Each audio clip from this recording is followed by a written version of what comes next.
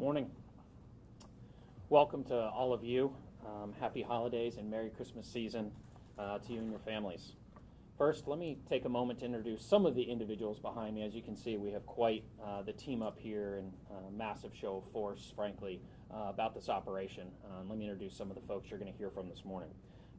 First, ATF Special Agent in Charge, Sean Benedict.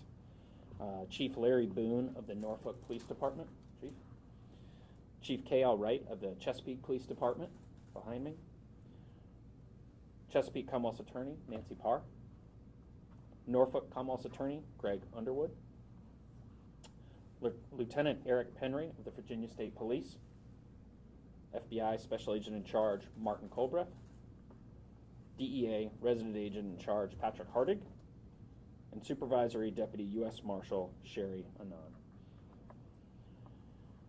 We're here today to announce the results of Operation High Tide, a major anti-violent crime effort here in Hampton Roads that to date has resulted in 20 criminal convictions for firearm and narcotics offenses. Through Operation High Tide, federal, state, and local authorities succeeded in holding parasitic elements of our community accountable for firearms and narcotics trafficking. Armed criminals are the principal players involved in the deadly cycles of drug turf battles and gang conflict. As detailed in the scores of statements of facts that recount these individual defendants' felonious conduct, these armed drug dealers represent the dregs of the Hampton Roads community. People who bring multiple children to drug deals, use populated stores, restaurants, gas stations, and apartments where law-abiding members of society who are just trying to get through the week, they use those as their area of distribution. Not content to simply sell narcotics, many also made selling firearms part of their business. The illicit guns seized, many of which are on display in front of us, included high-capacity magazines, illegally modified long guns, and many others that could have killed innocent bystanders.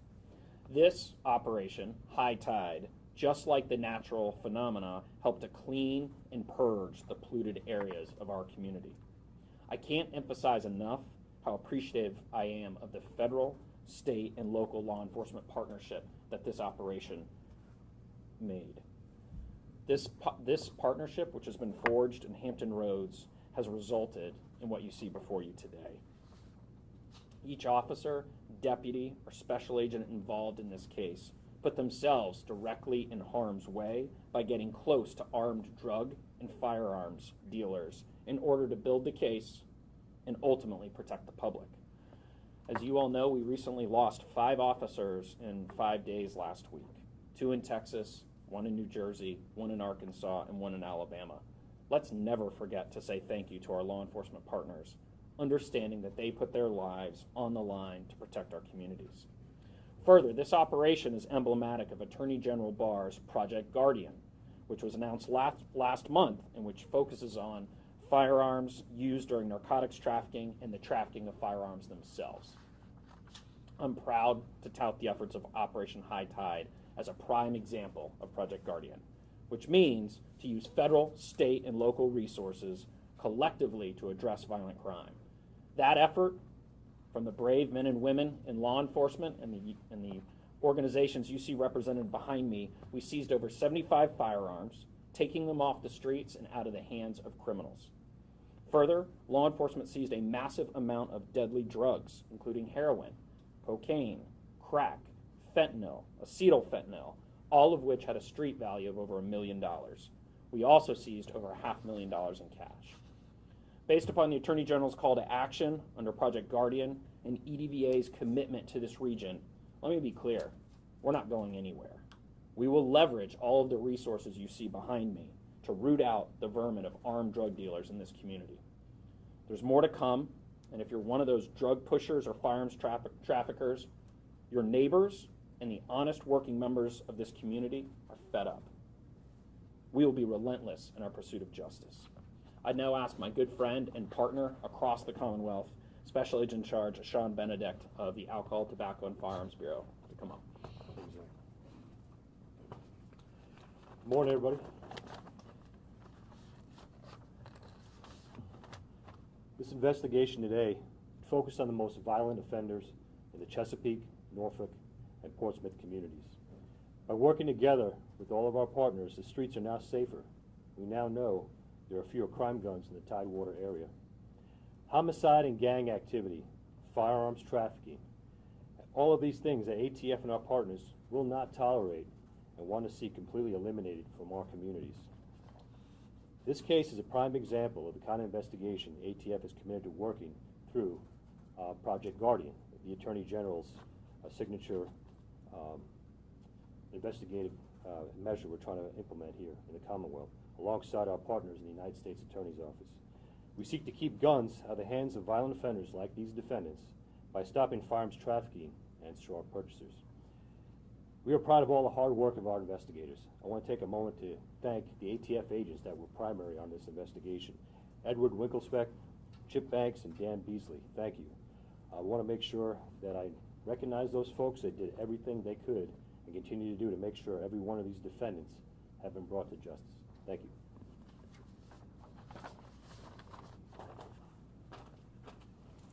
Chief. Good morning, everyone. Over the years, the Norfolk Police Department has developed a strong partnership with the ATF and the U.S. Attorney's Office, which has led to several very successful operations in an effort to prevent illegal guns and drugs from entering our communities. In 2017 and 2018, respectively, the City of Norfolk realized a double-digit reduction in violent crime. Contributing factors were Operation Riptide and Operation Sand Dragon, both of which involve federal law enforcement agencies. Operation High Tide is the latest collaboration with ATF that focused on illegal narcotics and firearms. I want to highlight that when we combine resources, the long arm of the law is further stretched. As we know, criminals don't recognize city boundaries. This collective effort does not only benefit Norfolk, Portsmouth, and Chesapeake, but it benefits the Hampton Roads region as a whole. I like to thank the women and men of the ATF, the U.S. Attorney's Office, Chesapeake Police Department, the Norfolk Police Department, and the state police who worked so hard on this operation to make it a success. Now, we recognize that the battle to remove illegal narcotics and firearms from our communities is never ending. However, the partnerships between our local, state, and federal agencies are never ending as well.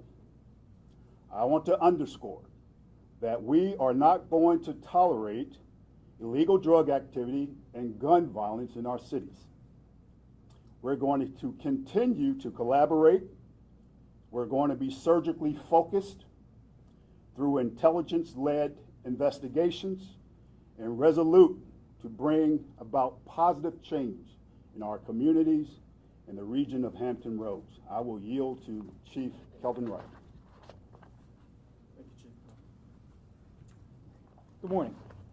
First, I want to say thank you to our partners in law enforcement, namely ATF, FBI, DEA, U.S. Marshal Service, the Virginia State Police, Norfolk PD, Portsmouth PD, the U.S. Attorney's Office, and certainly the Chesapeake Commonwealth Attorney's Office. The results of this joint operation, which resulted in the removal of multiple firearms out of the hands of people who cannot legally possess them, sell, or use them for criminal purposes, was the main focus of this multi-jurisdictional effort. It should not come as a surprise to anyone that, coupled with the illegal possession of or acquiring of weapons illegally, we seized nearly $1 million in illegal drugs and narcotics and over $500,000 in cash. We in law enforcement know all too well the strong connection between illegal drugs, illegal firearms, and the proceeds of illegal activity associated with guns and drugs. Not to mention the violence, destruction, and devastation that go hand in hand in altering the lives of many innocent people in our communities. It is the operations like these that involve diverse, committed law enforcement partners to come up with strategies to address problems facing our vulnerable communities that have far too long had to endure violent crime. So, to this end, I want to thank our law enforcement partners for your collective efforts to help stem the tide of crime and bring to justice those who wreak havoc and bring death and devastation to our communities. This operation, like others, should let those who are engaged in trafficking of firearms know that we will continue to bring our considerable resources upon those who may think they are beyond the focus of law enforcement to justice. Thank you. Good morning, everyone. The level of cooperation between the U.S. Attorney's Office, the federal agencies, the state police, local law enforcement, and my office was outstanding during this operation. This operation proves without a doubt that localities and the federal government can and should work together when the safety of our citizens is at risk. We all want the violence in our communities to stop. We also recognize that that is a huge goal, and it will take everyone's effort to do so. When someone is robbed, shot, or assaulted, then law enforcement reacts appropriately. The local law enforcement and state police, they're on the streets every day reacting to crime that is happening, that has happened. What this project, what this operation was about was being proactive and preventing violence, because that is where we are going to succeed, is if we can prevent it. And when you take off the streets this many weapons and these many drugs, then that is one step forward to preventing violence. So I look forward to my long-standing cooperation with the U.S. Attorney's Office here in Norfolk and in Newport News and all of Eastern District, and the federal agencies and the state police. And the focus is prevention of violence, because we don't want to continue to see our citizens become the victim of a violent crime. Thank you.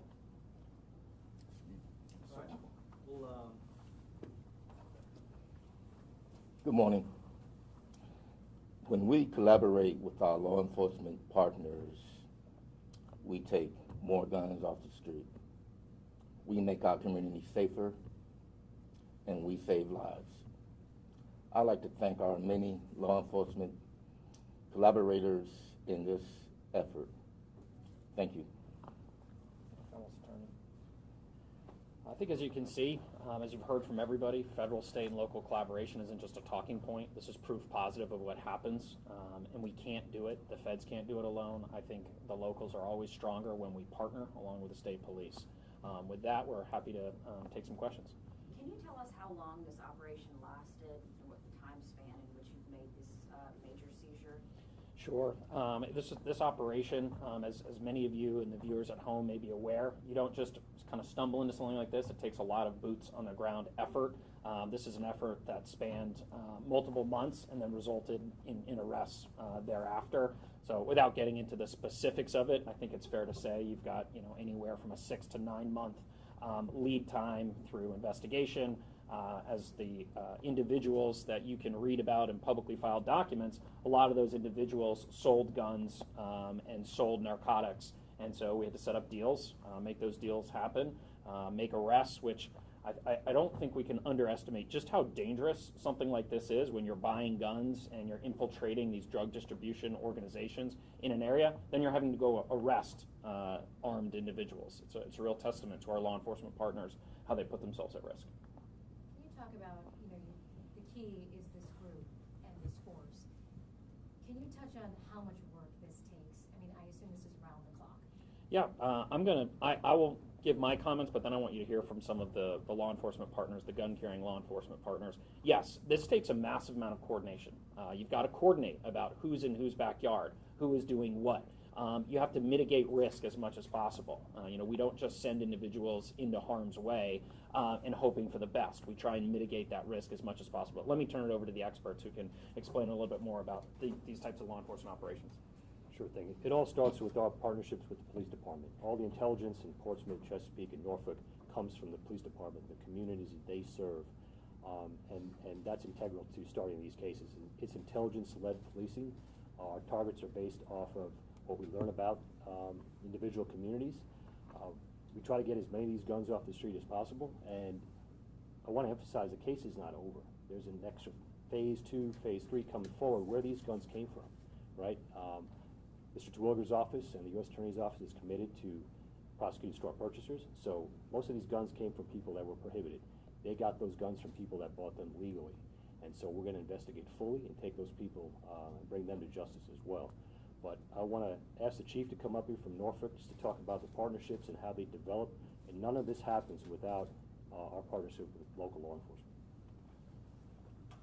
So as I said previously, you know, we've had a long-standing relationship with our federal partners. One of the things that I embraced when I became chief in December of 2016, we had an operation going on at the time that really propelled us into some really declining crime trends that continue through 2017 and 2018 that are continuing today. I can't underscore enough that it's important for us as local law enforcement to interface with our state partners as well as our federal partners, because we just don't have the resources to do it ourselves. And I know you've heard that a million times, but it's incredibly true. Any other questions? Where did you said in Chesapeake, Norfolk, and Portsmouth is where all these guns were recovered? Yes. Yes, ma'am. Yes, I think we said that there were 20 convictions so far. Were those all in the federal level, or was it a breakdown of some state cases, some federal cases, and if so, where did those? I'm going to surmise it was a little bit of everything, but I'm going to allow. Sure. So the 20 convictions that I referenced, those were all federal convictions, but it has been a complete effort with our Commonwealth's attorneys partners. If they'd like to address that, that's fine, Nancy, or good? Okay.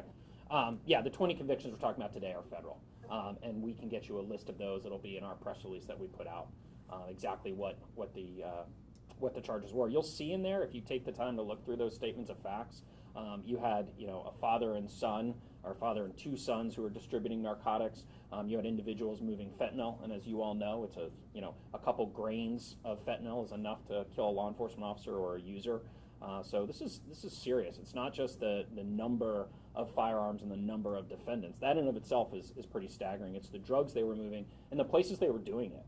These areas where you'll see in the statements of facts, the restaurants, the convenience stores, the apartment complexes. This was happening out in the community where, can you imagine, taking your children to the bus stop when somebody's coming down here with a street howitzer, doing a deal, as we saw, just the horrific violence, that goes along with all of this.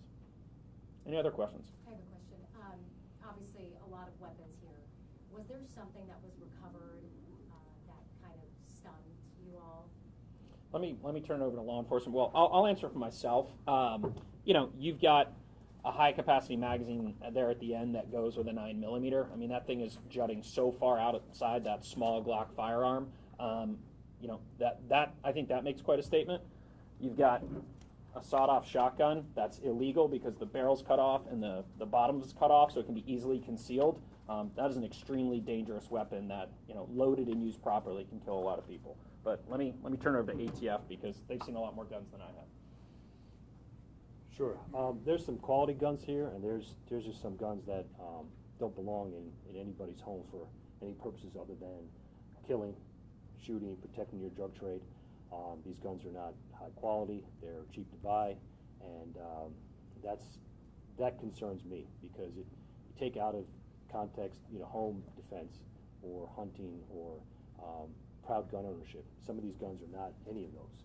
They're used to perpetrate violence on our streets and make our communities so unsafe that we have to get a group of individuals like this together to combat that. So we're going to continue to do that. Any illegal guns that we see is going to take all of our investigative efforts to bring to bear those responsible for violence in our communities. So for me, personally, I don't care about how exotic the gun is. You guys report every night throughout Hampton Roads, someone getting shot or killed. And a lot of times it's not the sexy guns, it's the plain Janes. My concern is how do we control illegal guns getting in the wrong hands? And there are systems in place that we can improve upon, but that's not my role. I'll simply put it out there for you all to do a little bit of journalism. Thank you. Let me, just before we finish up, let me also just say thank you to the Marshal Service and our other partners. When individuals get arrested, they're obviously innocent until proven guilty, so I want to thank our prosecutors who are to my right, your left down there, who they're the ones who, after the individuals are apprehended, make sure that those defendants get their day in court. The government makes their burden. It's in the Marshal Service who takes over, having to house, transport, make sure there's a safe environment in the court. It's the court staff and the judges. So this is a group effort. There are some groups that aren't represented here today who, once these individuals enter the criminal justice system, a lot of work, along with our support staff, goes into making sure we prove each and every element for each and every defendant. But I thank all of you, members of the media, for being here and covering real news and real stories.